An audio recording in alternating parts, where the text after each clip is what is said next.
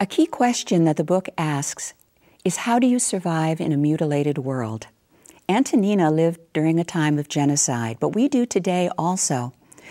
And even though we tend not to recognize them, there are many heroes among us all over the world who are not going out and shooting people, killing people, but who are performing radical acts of compassion, subversive acts of compassion and caring.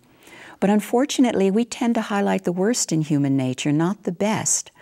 That really is unfortunate, because all of my studies have persuaded me that compassion, insight, caring, these are qualities that are every bit as strong in the human psyche as any of the other ones are. It's just that we tend not to feature them. They're not quite as sensationalist.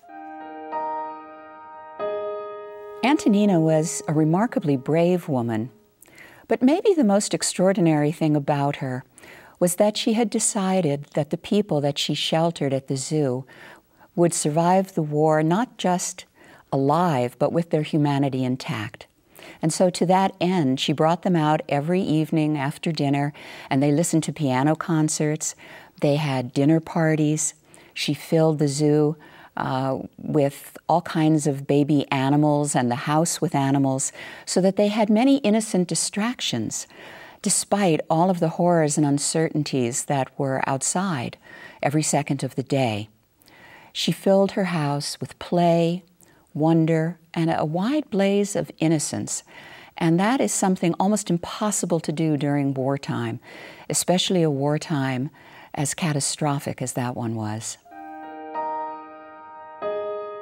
Sometimes it may seem that Jan and Antonina were unusual, but the truth is that when rescuers are interviewed, they always say the same thing that Antonina said, that she didn't do anything remarkable, that she did what anyone would have done. It was just the right thing to do. You see people suffering, you see animals suffering, and you have to help them.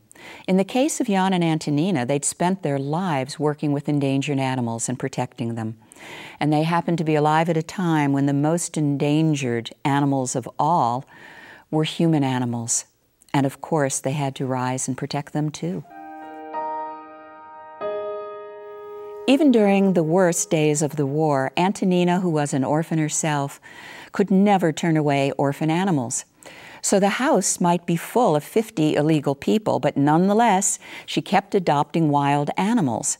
And in time, that included a carnivorous, predatory rabbit that for some reason would attack anyone who was eating sausage, and who would leap onto the dining room table and steal cutlets and then sneak off into a corner and devour them like a panther. It also included a drunken hamster who used to get onto the dinner table and sip from the liqueur glasses until he passed out. It also included a cat that kept giving birth, and the moment there were kittens, the kittens would be replaced with baby foxes who would tail after the mother cat, but the cat was confused because the baby foxes would bark instead of meow, and she kept trying to persuade them to leap on top of tables and cabinets. And in time they did, and you never knew when you were going to turn a corner and come eye to eye with a fox. There was a muskrat that was trying to build a den in the stove. And then, of course, my favorite, there was baby Badger. Badger used to bathe in a bathtub just like a human, lying back and splashing himself with water. And one day when Antonina couldn't find him, she thought to look under her son's bed. And sure enough, there was Badger. And she looked just in time to see him pushing the little boy's training potty out into the open, climbing aboard and using it as it was intended.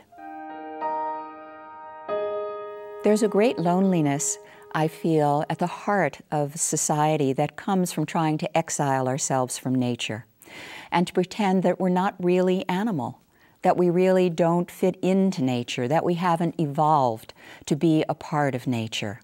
The minute that we try to subtract ourselves from evolution, to pull ourselves away from the environment that we grew up in, to live in cities where we don't see the constellations anymore and where we don't have all of the elemental forces around us, then we get into trouble because we are very, very close to our origins. We really have not changed very much, even though we may be dressed up now in suits and pantyhose.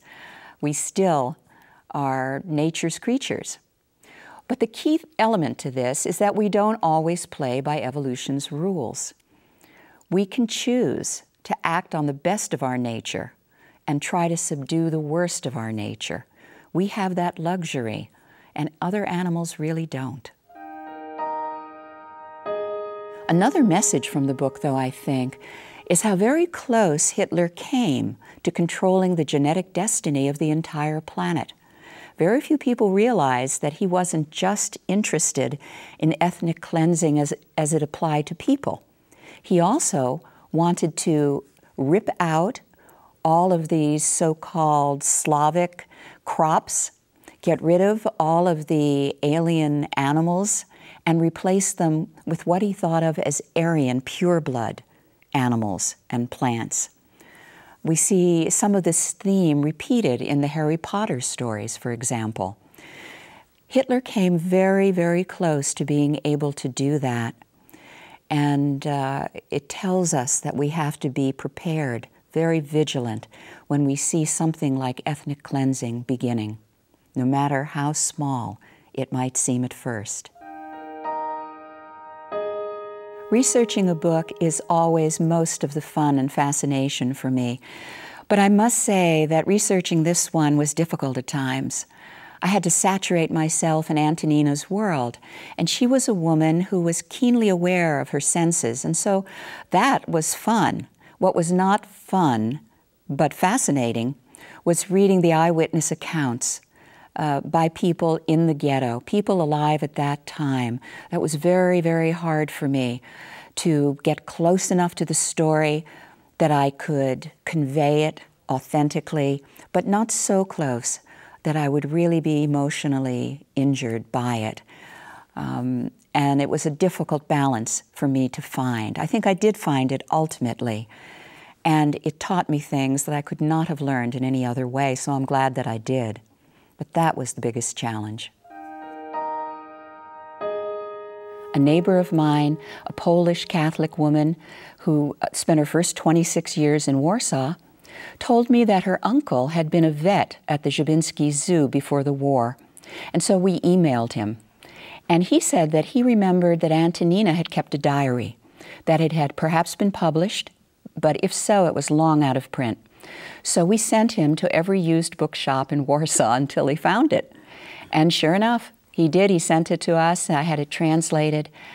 And I was in a cold state of thrill when I began reading what she had written and discovered what a remarkable woman she was and that her story really needed to be told.